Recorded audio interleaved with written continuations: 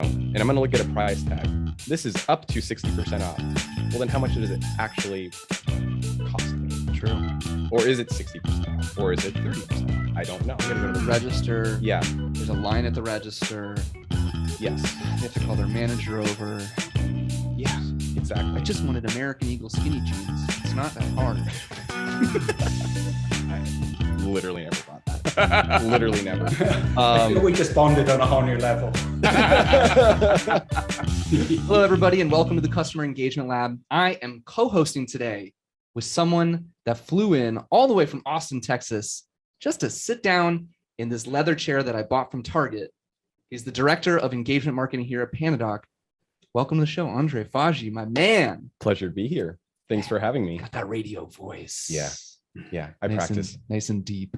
Well, welcome, Andre. And also on the call with us today is going to be someone that we're just so delighted to interview today. He's served as an executive in marketing, product team, CS team, and I think in SaaS, we call that the triple threat.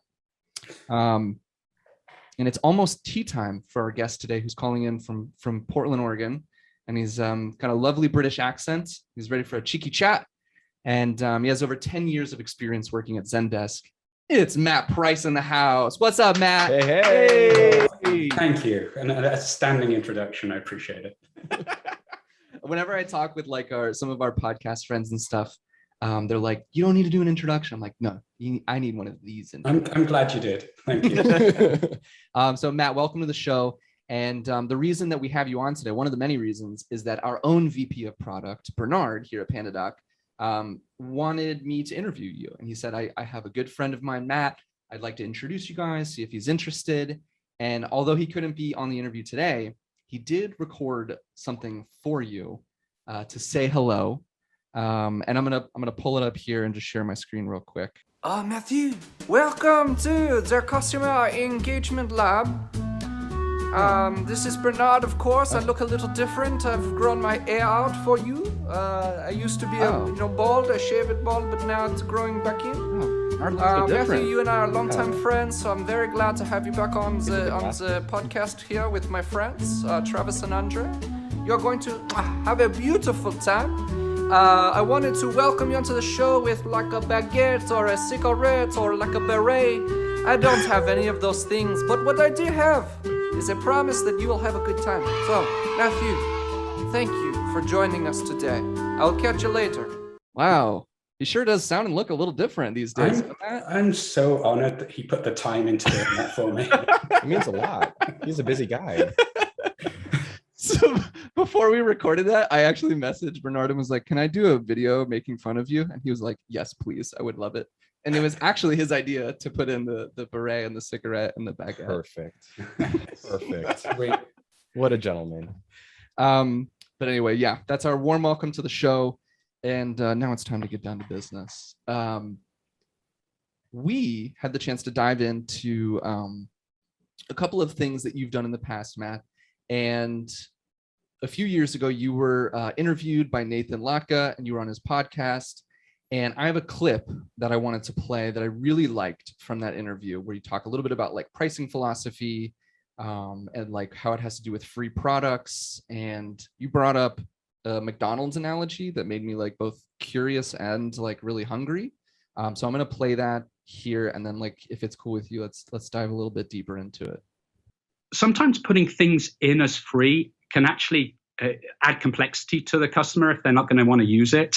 And also makes them feel that they're maybe overpaying because they're getting things that they actually don't want to use. I mean, the traditional pricing model calls them, killers. I think, McDonald's did testing and that's why they add the fries, but they don't throw in the apple pie, because they add apple pies into their suite and the sales of it went down, regardless if somebody was getting it for free. So that's the first consideration. There's been a lot of work and a lot of studies on that. Then the question is how do you equate the pricing model to value? And an example of that is AnswerBot. So for example, this is an ML product that we bought that will actually solve customer questions for you based upon looking at the question and then finding resources. And we looked at that and the value to a customer of them not having to have that question go to a support agent, which tends to cost, can cost $20, is very, very high. So we decided to price that separately, and we charge $1 per resolution on that as well. And it's very easy for the customer. Starting at the $50 per month. Yeah. I don't want to listen to Nathan. I just wanted to listen to you, Matt. Nothing to say bad about Nathan, but I think that was the last time I wore a shirt, actually. That was a couple years ago. That was like I know, right? So to give a little bit of context for those that didn't listen to that whole interview, you have been a part of Zendesk, like I said earlier, for almost a decade or over a decade. And there's been some acquisitions that Zendesk has made, and you've been, kind of involved in how you launch after you've acquired a company, this new feature set or a entirely new product like Zendesk Sell, which, a little shout out plug, we have a great integration with Zendesk and Zendesk Sell here at PandaDoc. So how do you approach these product offerings when you've acquired a new company? And what does that launch look like for you guys? Yeah, I think the first thing is to understand, where does the product fit within the portfolio? So is it a tech acquisition that is going to become a feature of a core product? Is it an add-on to your core product that is basically going to raise ASP for the existing buyer? Or is it going to extend your product line such that you're going to have a new buyer for that particular product within organizations that you already sell to? And then finally, is it going to open up new market, a total parallel market for you? And obviously, the last one is a big jump. You don't see many acquisitions like that. But the other three are also very valid. And I mean, ideally, it's something you figured out before you actually make the acquisition as to where it's going to fit within your portfolio. But the strategy then becomes very different. If it's a feature, then you don't obviously really have to worry too much about pricing and packaging. You don't have to worry about the billing metrics. You don't have to worry about the integration into your billing framework. You don't have to necessarily worry about how that shows up within your shopping cart or anything. To the other end, to the medium proposition, where this is something that's been an add-on to your existing buyers. Obviously, you already have a billing relationship with that customer. Value has already been set, and you're trying to understand what the increment and the attach rate is of that, and the incremental value is to that. If you're going to a new buyer within the organization, you might be establishing a new billing relationship and a new selling proposition, which is a whole new kettle of fish. And so within that perspective, if you have a whole organization that, for example, is used to selling to customer service people, you need to train and align the whole organization to sell to salespeople. If you have a whole organization that is used to selling online signature software, excuse me for not using the right term, I'm sure you'll correct me as to on your market position. Electronic signatures. It's all the same. If it's not the same buyer, then obviously you have to reorient the whole organization from that. So I guess the thing is it was a long-winded answer to your question, and the reason is pretty complex. There are many different applications of where an acquisition might fit into the organization. That's a good answer, though, and the first few things you said really got me thinking, and I think it's something our audience probably considers a lot as well. Like, if we're making an acquisition, are we just trying to include that new feature set to raise the ASP? And yeah, like, I'm curious too, like, or even be more competitive against, an existing competitor. Like, have you been I think you've been at companies that have either been acquired or done acquisitions. Have you? Am I on the acquisition side? Yeah. Have you actually on both? Have you seen the good, the bad, and the ugly of like how to go to market with this new acquisition, this new feature set? More bad than good. Yeah. It's hard to get it right. It's hard to get it right. And I think one of the points, Matt, that you made, especially when you talk about expanding your TAM, right? Making an acquisition play so you can sell to a new type of buyer. but you don't want to like lose trust with your existing ideal customer, right? So how do you build that foundation of trust for an entirely new audience? Let's say you're used to selling to HR people, and now you want to also sell to, I don't know, legal or finance. How do you build that trust with that new audience? I think the first thing is, and Mikkel, my boss, always says, and I love the quote, he says, never overestimate your value to your customer. You think you're the most important thing in the world to them because your whole world centers around you, whereas you are really just a small part of their life and a small part of what they, they're essentially the value to their business. And so going in with your eyes open and being somewhat humble in the fact that actually we really don't have much we can leverage, within our existing relationship with an organization to move to the next level is, I think, a good foundation. And it's a realistic foundation and helps to set realistic expectations on what is your cross-sell or opportunity, or what assumptions are you making within that model. So I think obviously there are going to be some benefits, and there's going to be some level of brand awareness or referral awareness. Hopefully you've established a good reputation within that business for what you're delivering today, but treating it almost as if it's a whole new sales cycle or a whole new marketing cycle is probably the right place to start. And thinking about it as a new acquisition muscle rather than an expansion muscle when you're in your sales and marketing is probably the best alignment, within that, unless you've got a really tight and natural add-on, that really connects the two departments. We had a good friend of the show, a customer and a partner, meet with a few people on the marketing team. His name is Will Allred. He's from Lavender, which is an email plugin tool. And we were trying to get some advice on how to frame some of our storytelling in our email cadences and our messaging that goes out to new customers. Because we were like, hey, you're a new customer. You're also an email expert. Let's talk. And so he came and spoke.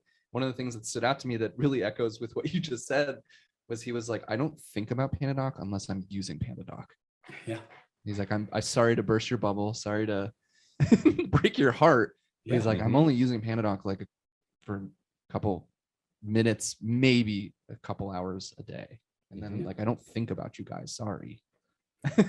Yeah. And you were like, well, thank you for the 2 minutes. We really appreciate it. It's the best 2 minutes of my day. When you were first launching Zendesk Sell, what were some of the biggest surprises that you uncovered in both the launch itself, the research phase of it, pricing things out, the product set itself? Because I'm going to then share from PandaDoc, we've unveiled some product launches in the past that didn't go the way we thought they would. Mm-hmm. That's a really good question. I think the nicest surprise actually was, initially was that the business that we had acquired was strong, and the product, how strong the product was, and we had a fantastic engineering team which was operating really well. I think that the business had some challenges because it's an incredibly crowded market. Yeah. And unless you're super well capitalized or you have an existing momentum going back, and we've seen it with a number of companies in that space, was Copper, and a number of the other ones, it's an incredibly hard market a mature market to grow and sell within. So obviously we do our due diligence on acquiring when we did the acquisition, but there's only so much you can do when, getting underneath the skin and really understanding the dynamics of what's going on. So we had a real pleasant surprise as to what was going on, and the team was incredibly engaged, and we set a 3-month period and set some very lofty goals. It's like, okay, within that 3-month period, we want to restructure the pricing and packaging. We want to build a full-on integration to the name tool. We want to rebrand, and then we want to launch at this event. And blood pressure just went up. Yeah, but you know, and it was highly, you know, it was a bunch of stretch goals, but and you never quite know how it's going to react with a group of people that you've acquired. You know, they could just say, you know, get lost, big new company. You know, we're quite comfortable here, and we ain't gonna. That's a lot of work to do. Or they can lean in, and these guys were amazing. That, you know, they leaned in and really delivered everything that we asked of them. I think that the interesting thing of what you're trying to do at that position of time is also help that organization work with the new organization they're working with, and set those boundaries as to, okay, where are we going to engage the core organization and where are we going to have some independence. And so a lot of the work as a general manager of the person that's helping the integration is acting as the gatekeeper to that and protecting the asset, giving them freedom, but also leveraging things that have gone through. So that was probably the biggest surprise, the nicest surprise on that. I think that what we found I think it's a challenge with any acquisition, is that once you start integrating and really starting to try and sell that, what the motions or the sales motions that you thought might be your primary motions might not be your primary motion. So you have to be pretty agile and learn and adjust pretty quick on that as well. That's something we've found here at Pandadoc too, of, you know, whether it's, we think we've cracked a segment, you know, maybe that's like an upmarket segment or it's a specific vertical. And then all of a sudden, like, things maybe are, you know, those lofty goals we set, it becomes a real challenge. Andre, anything you want to add about just like surprises that you run into during acquisitions, and in terms of like launching that from a sales standpoint, marketing standpoint? So it's interesting because like one of the things that comes to my mind is it wasn't an acquisition experience. It was a strategic partnership with Venmo when I was working at Dosh, and we were co-selling with them. And I think, Matt, what you said really resonated with me in the sense that it's the people dynamics that you really have to understand, like who owns what, you know, and how do we tell a story together in a cohesive, articulate, and powerful way? Because when you're selling something, you're so used to selling it from your own perspective. But then when you have a new party involved and you're co-selling with them, they're bringing a new dynamic to it. And obviously there's a strategic reason why they're bringing that dynamic to it, but it was hard.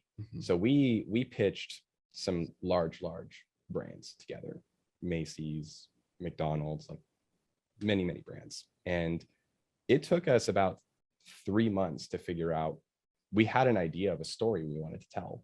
But as we started going to market and pitching it, we're like, nah, this is not the right story. It's not resonating. It's not resonating, you know? So I think it was the people dynamics for me that was the most surprising, because I thought like, well, you just put, everybody knows Venmo, it's going to automatically just work because it's like almost a household name, you know? And it still was hard to crack the code on how do we tell the story with Venmo. Yeah, I'm curious because like I said earlier before we hit record, Matt, Pandadoc is in the market of making some acquisitions as we move forward. We just announced we're, you know, a unicorn company now, and with a new round of funding. And I'll be curious to see how our friend that I introduced at the beginning of the show, our VP of product, Bernard, is going to think about these things with our marketing team, with our sales team. What are some of the biggest mistakes you think the companies make? Whether it's your own mistakes you've seen or mistakes at other companies when trying to acquire somebody or a strategic partnership, they just don't really get it right. Is it the go-to-market sales function, the stories like Andre's talking about, that they just don't get it right the first time? Is it in your interview with Nathan, you talked about, boy, I really wish we had like done, you know, A/B testing and ingrained that more into what we do from the get-go. So just curious of like what you think some of the biggest mistakes are. I think the biggest mistake is underestimating, not identifying clearly what your dependencies are on the core organization. and then making sure you have clear transactional agreement that those resources will be made available to you to help you meet your goals. And I see this, in many. And I'll give you an example. You want to put the new product such that it appears in your shopping cart, within your environment. Well, the chain of dependencies that it takes for technical dependencies to make that happen can be extensive, and can be competing with a number of other things that you're trying to improve on your web try buy motion, all of them with valid competition for that. So skipping down to the next level of detail of understanding what those dependencies are. When we did our first acquisition, we didn't have a billing API centrally.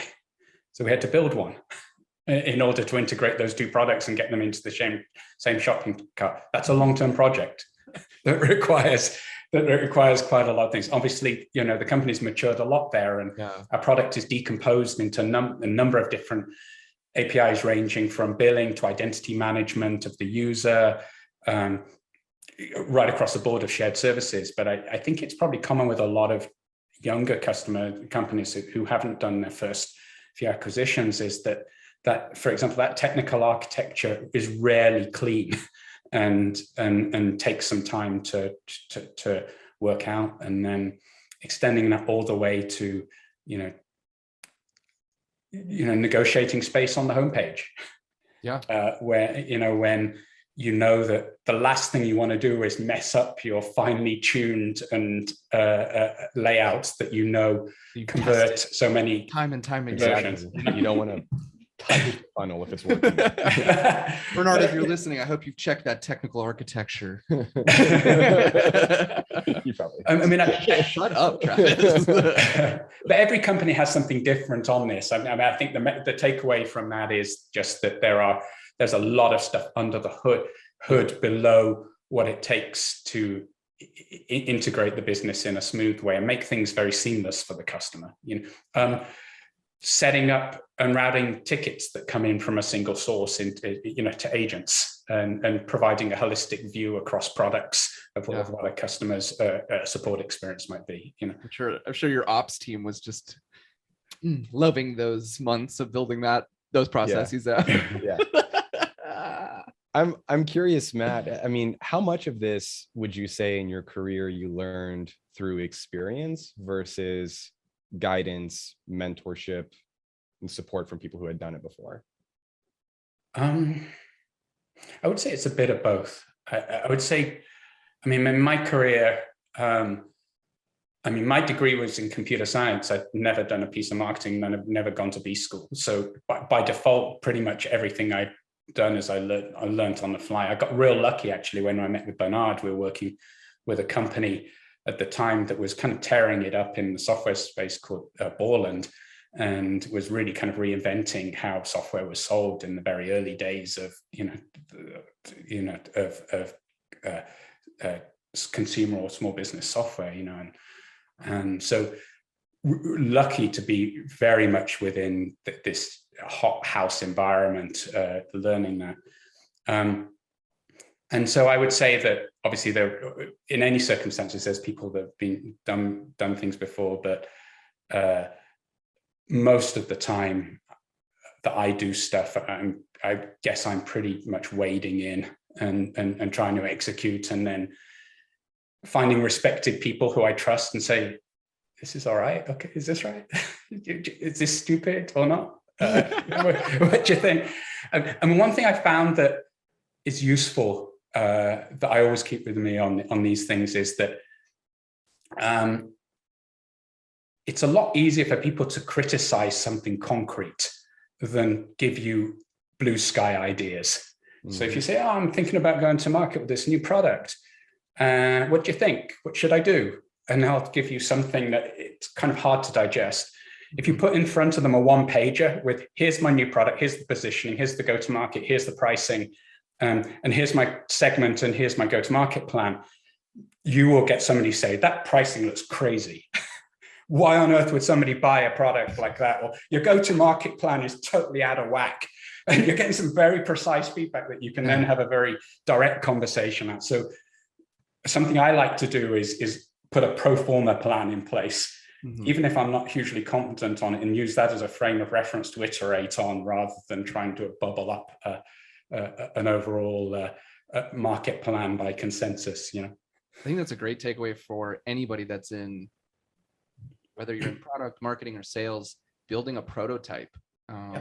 Like for me in my world, in content and multimedia, production, it's like if like I've got an idea for a new show or a new segment on a podcast or a new fun video we're going to put out, and it's like the blue sky idea is great.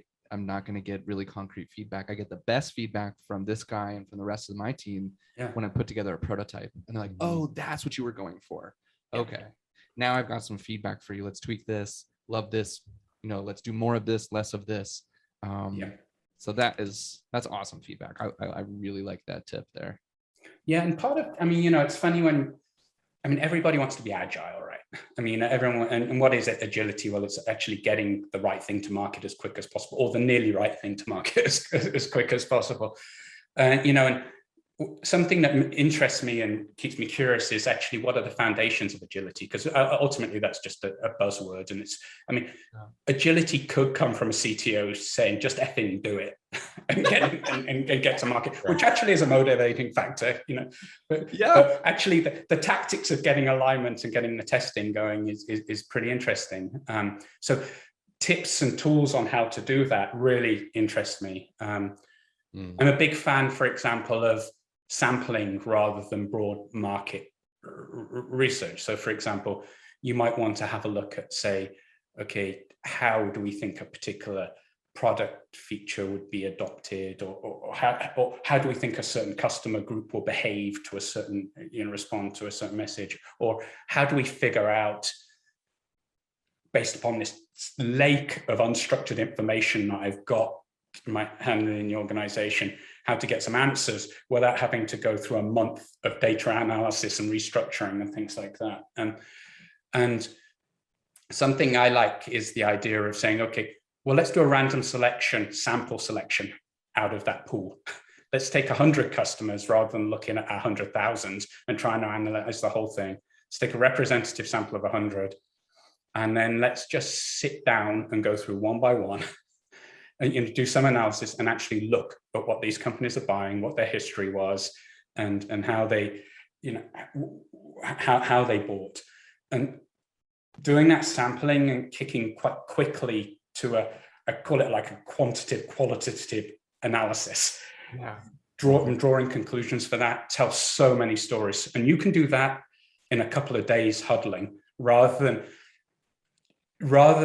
always getting the answer. Say, well, what's the answer to this team? And they say, well, we've put in a request for the data team, and they say that they'll be back, they'll be able to get to us in about 3 weeks on having done the data analysis, but we're behind the queue in these 3 items. So I think for everything that's slowing you down, typically there is a way to just twist it and think differently and get maybe not the perfect answer, but the 80 to 90% answer, which is enough to give you guidance as to what's going to go on.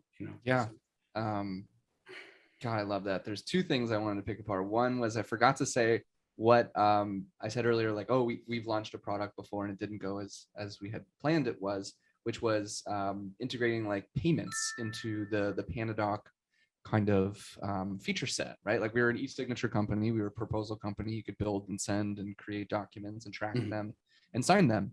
And then before I started, so 2.5 years ago, we launched payments. So you could sign a document and then make a payment. And it didn't necessarily go like I think a lot of people were hoping it would. It's still there, and I don't know the exact figures on like how successful it is, how well adopted it is. I'm assuming because it's still there, there's some traction behind it. But yeah, I think thinking about what you said with like grabbing a sample and looking at it through that lens is so much more obtainable in my brain as a marketer. Than waiting for months of like deep data analysis. It's so And it's okay to fail. Like that's a big Yeah. thing too, that Sergey and Nikita here at PandaDoc are always instilling, like that failure of the payment plan, even I'm not even gonna call it a failure. That's good. Like it's stress tests. Yeah. We're figuring things out, guys. Like, Yeah. But you know what I love about the story is that I bet before that feature launched, if you'd asked anybody, how important is this payments thing to the future of the company and to become a $1 billion company? Everybody said, this is the number one story. This is a thing that's going to take us there. And here you are, I don't know how many months later, you're a $1 billion company and payments wasn't that successful. And it's testament to a good company that, like you say, failure is, I mean, nobody seeks out failure, but everybody's going to have stuff that fails in getting to that status. It's Totally just going to happen. you look like you have something you definitely want to say, Andre. Before I rudely interrupted him. No, I love this. I love this. It reminds me of so we all know the concept of a MVP, right? Minimum viable product. Something that really stuck with me years ago when I was really trying to understand a different approach to going to market was something that Seth Godin actually talks about, which is a minimum viable audience, an MVA, and starting as narrow and niche as you can get with a particular audience. I mean, this is, Matt, why it came to mind when you said, like, start with that sample size, but it forces you to get hyper specific. There's no room when you're talking to 5 potential customers for like broad sweeping generalizations when it comes to the value of the product, how it's going to solve their problems, the pitch, the overarching story, all of that. But if you can, I mean, we talk about this a lot. How do we build trust in the market and reinforce trust through every single touch point in the buyer's journey? Even if they've been customers of ours for 2 years, as we know, they're not thinking about us all the time, right? And we can be replaced. So we have to continually earn their trust. And for me, I have found a tremendous amount of value in from a go-to-market perspective is actually starting with a really, really small addressable audience and nailing it. And also knowing where you fail so you can fine-tune things and pivot and figure out other angles that might resonate better before you start investing more to a larger audience where you're taking bigger risks then. It'd be cool to see that with the sales and how the thing that caught my attention of what you just said was like the pitch and like hyper focused on like grabbing, if you have the resources, a few, high performing sales individuals to test how we're going to pitch this in the market. And then same thing on the CSM side of like, how we're going to upsell this into an existing client who maybe has been asking for it. And then I have another segment I want to jump into that you also brought up, Matt. That's going to be more of a fun one to end the show. Was there anything else you wanted to add before we jump into it? We could talk all day, but no, I'm not staying on track. But go ahead. So one of the things that you had said earlier was like providing like a concrete prototype, a go-to-market plan that people can give you concrete feedback on. And one of the things you said was like, is this pricing page ridiculous? And you have a very fitting name, Matthew Price. So I wanted to take a look at 3 pricing pages. And I'm not saying, for those listening, that necessarily that Matt is an expert on pricing pages. If you want to learn everything about pricing pages, thank you for that. go check out Profitwell. They do an excellent job. They have a whole show called Pricing Page Teardown. But I wanted to pull up 3 different pages, talk about us as a group here, what we like, what we don't like, and maybe some of the things you've learned along the way. So I'll start. I'm going to share my screen here real quick. PandaDoc's pricing page. And right in the hot seat. Right in the hot seat. And all the feedback is welcome, right? Like we're always iterating, we're always improving. This isn't to like poo-poo on anybody's work. I have lots of friends in the product team and the product marketing team that work so hard on getting this right. So Matt, here is the PandaDoc pricing page. Fair pricing to keep your business growing. We've got 3 plans: Essential, Business, and Enterprise. You can toggle between annual and monthly and see the price changes. And then we have kind of like these little checklists to see what some of the differences are and what you get in these different offerings. I'll just kind of let you take that in for a second. And for those that are listening, I'm showing Matt and Andre the PandaDoc pricing page, pandadoc.com/pricing. I'll call out the first thing. that I don't like about our pricing page. And again, this is just me with a microphone to my face and a big mouth and a lot of opinions. I don't like that we don't have on the enterprise plan a concrete number there. So Essentials, $29 a month per user, Business, $59 a month per user, Enterprise, let's talk. There's no number. And one of the reasons this was kind of brought to my attention is we interviewed a good friend of the show and a sales consultant and a very experienced account executive in the SaaS space who talked about how it would be so nice to have, like, even if it just says like a starting minimum price of, so that people have a concept. You don't feel like you're hiding behind some sort of weird paywall here. Because what he said, and I agree with him, is like, when I see that, that tells me it's going to cost a shit ton of money. And I'm not sure how I feel about that. Mm-hmm. And transparency in pricing is so huge. It's honestly one of the things that our customers tell us is the reason they come to us, is our pricing is good. We also do get some feedback sometimes that pricing can be a hang up. Depends always like who are you talking to, right? Like, is this 80% of our business, Matt, is going to be in the SMB space here at PandaDoc. We've got about in the 200 and fewer. So 1 to 200 business size is going to be making up the bulk of PandaDoc's customer base. And that just sticks out to me. So I'll stop talking and let the two of you, and I want to hear what your opinions on the page are and what you think about that. You want to go first, Andrew? No, you go Is first. it your page? No, it's not. Thankfully. Oh, please tell me it's Bernard's. Well, product marketing does live in product. Yeah. So this does report up to Bernard. Yeah. Okay, all right. I'm going to really cut loose. I love it. It's funny. The Let's Talk thing to me says I have to speak to a salesperson to actually establish what my baseline budget is for this product. And I'm not sure everybody, that's their first thing that they want to do when they're evaluating a product. No, most people want to So self-serve. I think the other thing is potentially, I'm thinking that's a big number.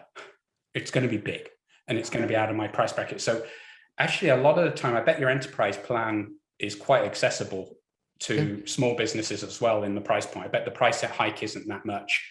And so it may well be qualifying some things out. So I think that there is a balance here, is that obviously if somebody's looking at enterprise, you kind of want them to be talking to a salesperson as quick, if you can, as quick as possible. It's like the dynamics of having a sales team are, but if you're buying a product within an organization, it's tricky, within a larger organization. Competition might be involved, and you can't convey every competitive thing, on a web page. And also you want to say there's some flexibility on pricing, but you might want to say it. I think the motive on this is saying, yeah, we can be flexible on it, but it may well be not coming across as that within it.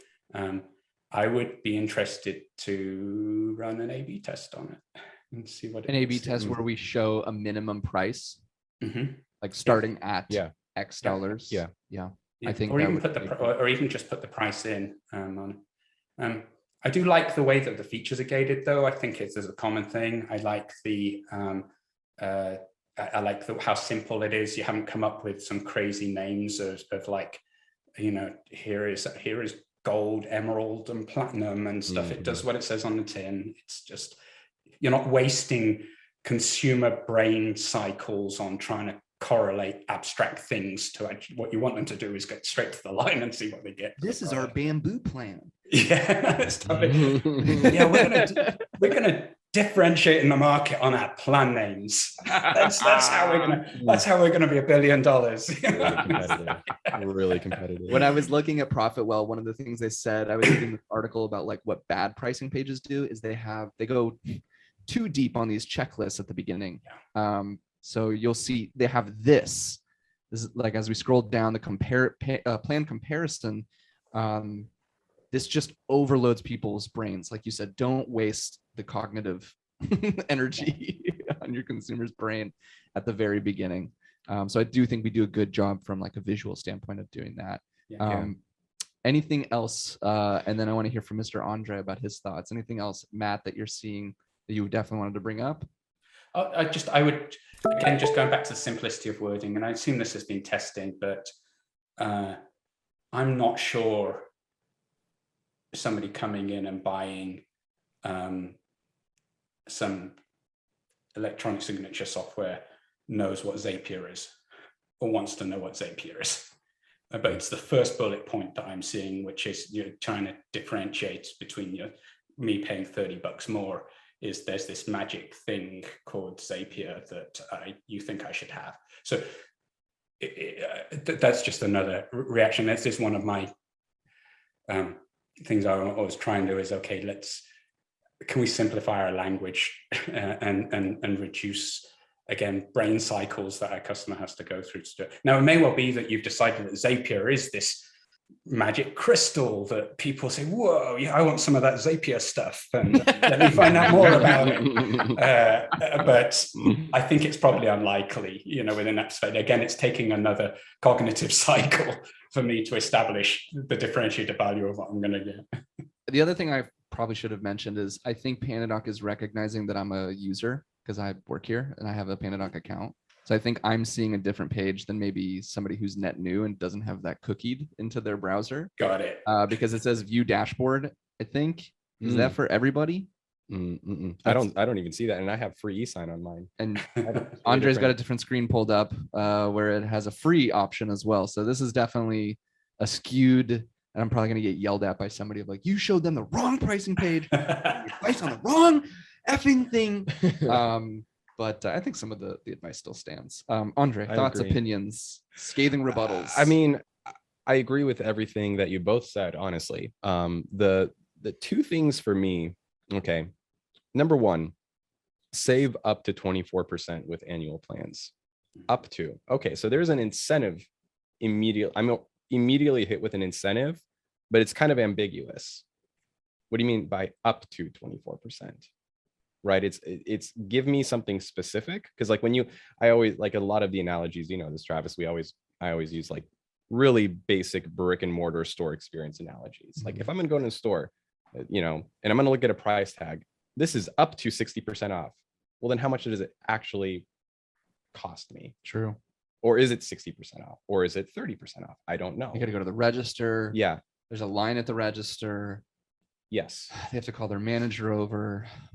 Yeah, exactly. I just wanted American Eagle skinny jeans. It's not that hard. I literally never bought that. Literally never. I feel we just bonded on a whole new level.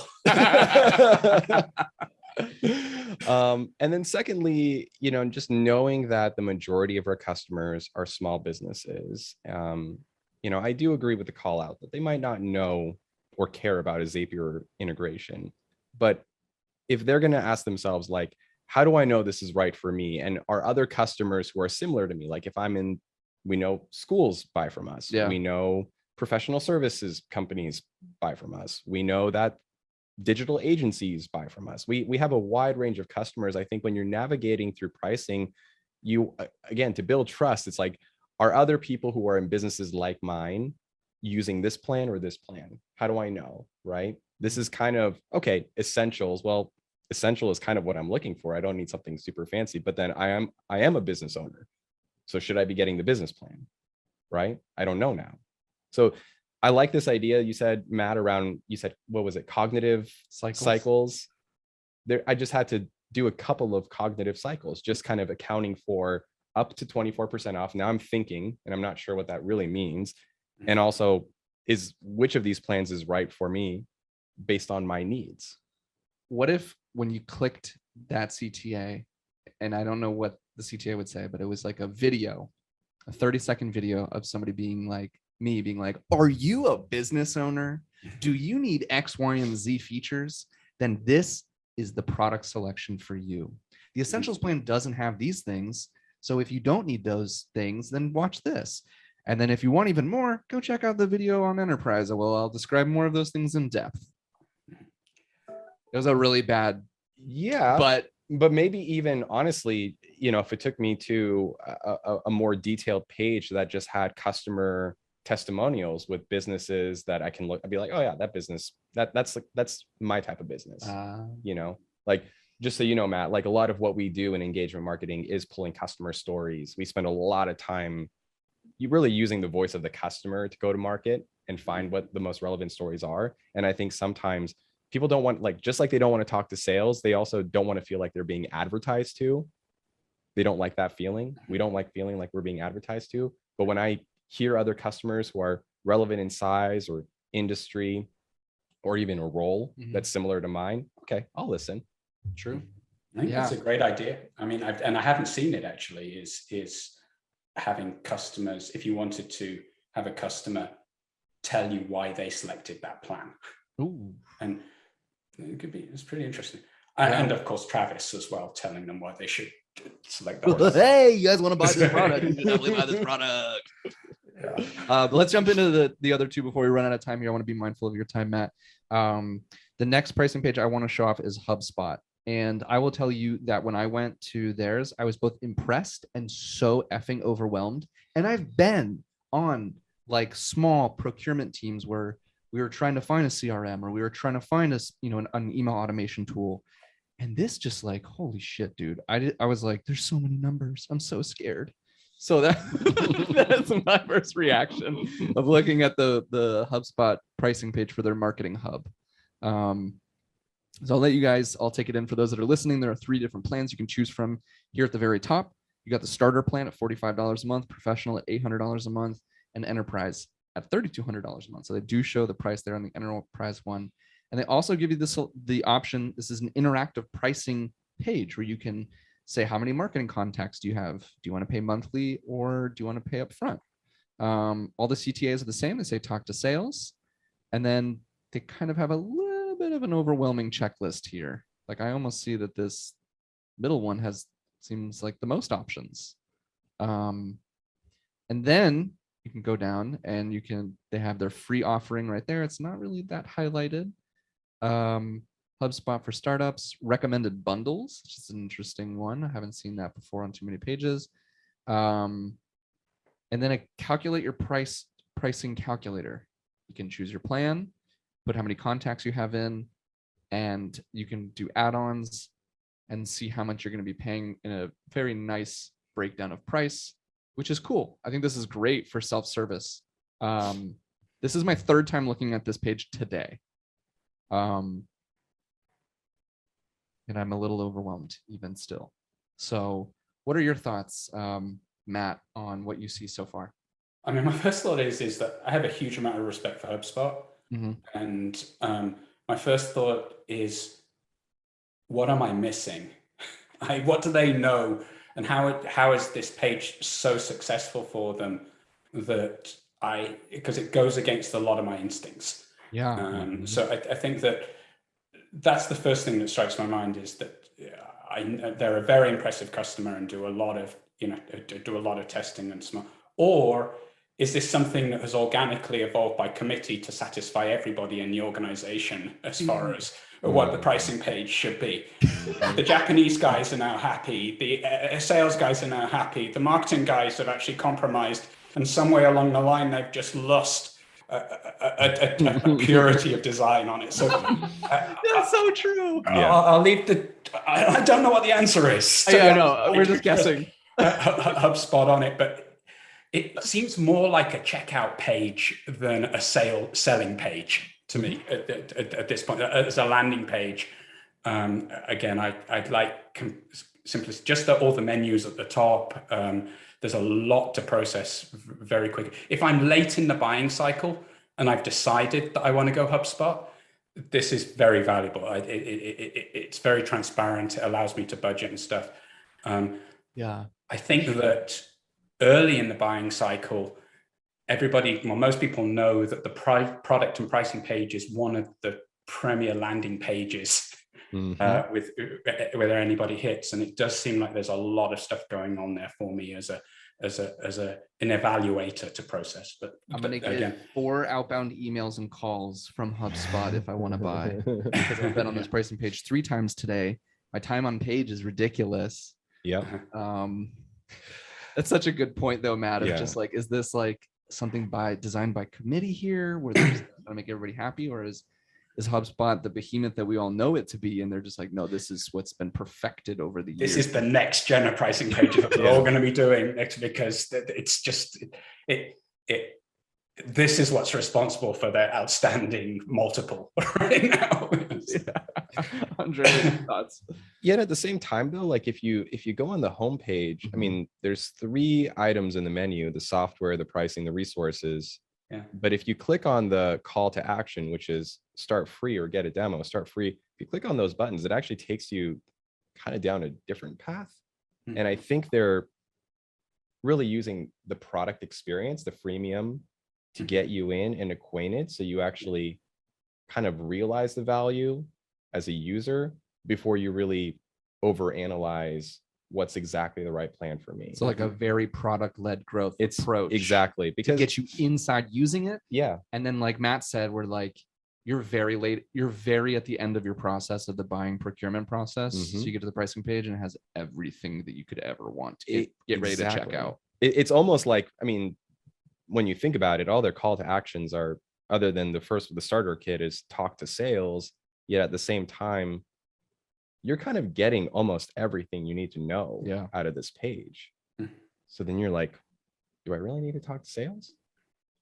Right? Like that's the question. But there's everything is here. I mean, I just keep scrolling and there's a lot of information. I agree. I think the aesthetics on it, like from a UI perspective, it goes against everything that I personally believe in. Yeah. But it's HubSpot. But it's HubSpot. So and I respect them for kind of putting it all out on the table, like almost like very different from what we've done, which is like, you know, there's a lot of ambiguity when it comes to like enterprise, right? And there's no sliding scale where I can see, okay, for 37 users, what would that look like?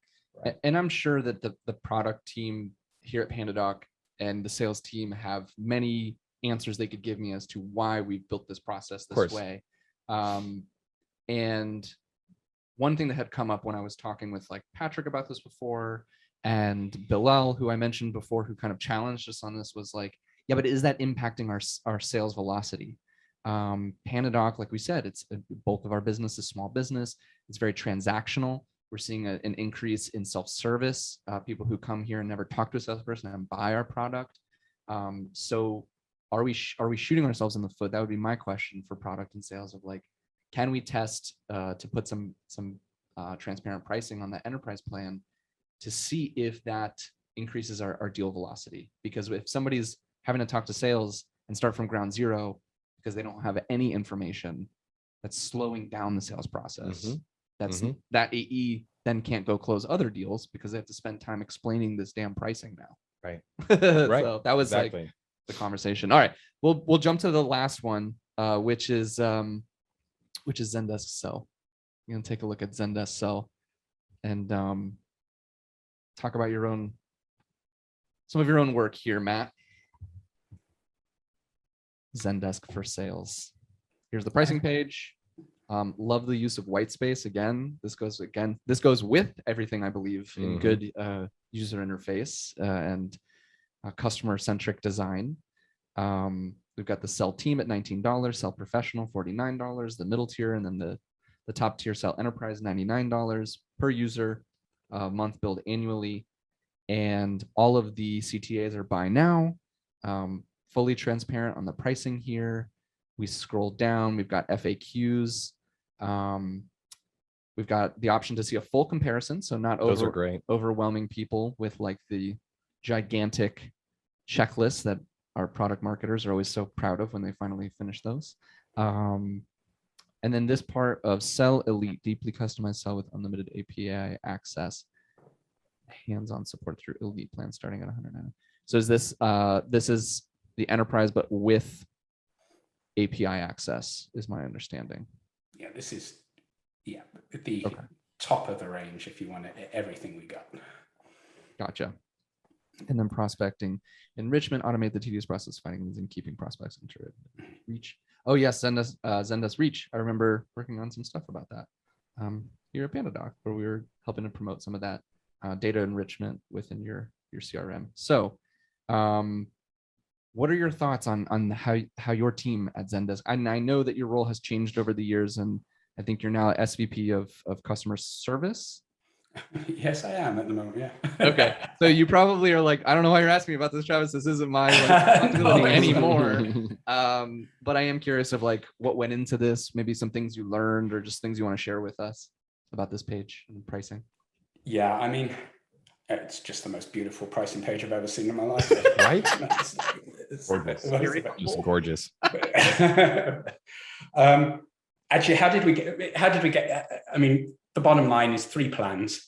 Simplify it. We used to have a lot of add-ons, alignment into what we perceive to be strong pricing categories, the sub 20, the sub 50, the sub 100 bracket, and then aligning features accordingly. Detaching at the bottom some additional options, but try not to confuse stuff. So actually, you know, if somebody does want to switch from Salesforce to Zendesk Sell, and they do care about, you know, they are paying $250 a month for whatever you pay for Salesforce, and they do want API, then there is that option for you to work with us to do that. But that's not what we're asking the page to work hard in doing. We've done a lot of work on buy now at Zendesk, actually. So we actually, it used to be that you actually had to trial first before you could buy. Something that teams implemented now is actually, sometimes people just want to buy it. They know they want it. Why stop them? Why delay our revenue for 30 days, you know, in order to do that? So that's interesting. So at some point you guys had implemented you must try this before you buy this. Mm-hmm. That was our whole model, our whole architectural model. And one of the pieces of work that we've done recently is the opportunity for somebody to buy now. And that's throughout the whole aspect of the product. It used to be that if you wanted to add agents, you had to talk to a salesperson. Now within the product, you can click and just add those agents and be billed, and it will go onto your invoice. That's something we've done straight away. Mm-hmm. So that's a lot of the work that we've been doing on recently. Again, removing friction and making it there. So yeah, I can still see a few things that may be duplicative. Again, there are much smarter people than me who are working on this, but do we need to duplicate email integration 3 times and that prime real estate on that first line of what the feature is? I was going to ask about that. I was about to ask about that too. Yeah, but that was going to be my one call out of what I may change, is just being like, I assume if it's here, it's definitely here. I don't know if we necessarily need to see it again. I'm more interested in like what this has, but these don't, would be like my call out, which you do, you have it, but I have to scroll a little bit. Matt Price, thank you so much for joining us on the podcast today. This was like so much fun, so informative. A lot of times on the show, we're interviewing people who are knee deep in sales. So for me, this is like a fun step away from that to talk more about product strategy, pricing page breakdowns. Yeah, it's my pleasure. And I always learn a lot as well. Particularly pleasure to meet you, Andre, as well. And, thank you. And likewise. Good luck. Congratulations on being a unicorn. Thank you. Yeah. Now we have a lot more work to do.